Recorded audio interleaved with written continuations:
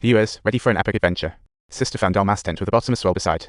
But oddly enough, Doma and his teammates have vanished without a trace, and even weirder, Curly finds that there's no signal on their phones. Oh no, now they can't even call for help. The sister plunges into despair, is dying of hunger the only option.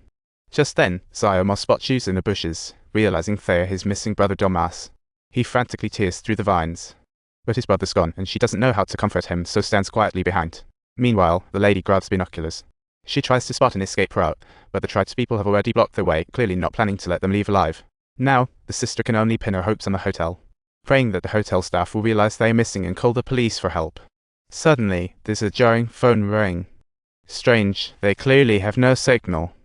How can they be ringing from the wall? Speaking of phones, I've been thinking about getting a new one, but who cares, right? However, Sayoma was sure it was his brother's ringtone, feeling like he'd clutched a lifeline. So, in a bid to escape this spooky place, they decide to hide first.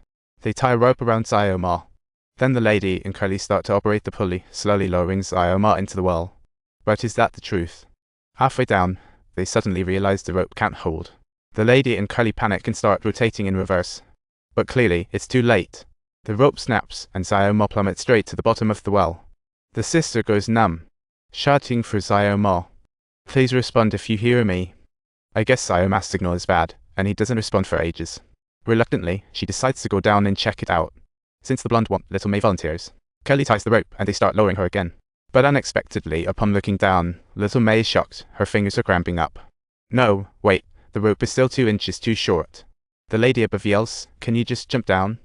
The rope is already at its limit, and in desperation, little May jumps, accidentally getting her knees scraped by shards of glass. Little May panics, lights an oil lamp, grits her teeth, pulls glass from wound, only to find Sayoma in bits. He's completely shattered and can't move. The lady has an epiphany. Without hesitation, Curly and Curly hold the rope up to prepare an emergency stretcher. But hearing this, the blonde immediately objects. Obviously, they want her to go down and rescue them.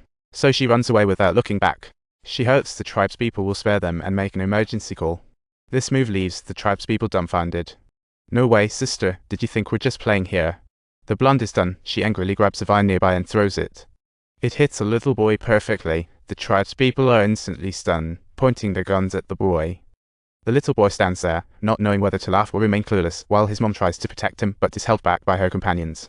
With a gunshot from the old man, the boy drops instantly and loses his breath, scaring the blonde out of her wits. Why is there such an apparent lack of humanity around here? The blonde exclaims in anger. Meanwhile, the tribespeople threaten them with guns, forcing them to the hilltop. The blonde obviously doesn't dare to resist.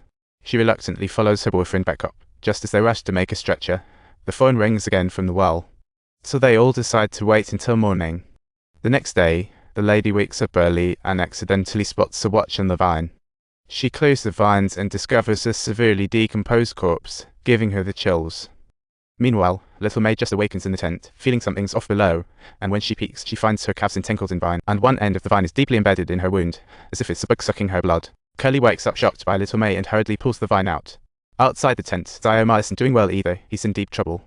Sayoma asks the blonde to check his leg, feeling something biting. When she lifts the blanket, the scene before her leaves her speechless.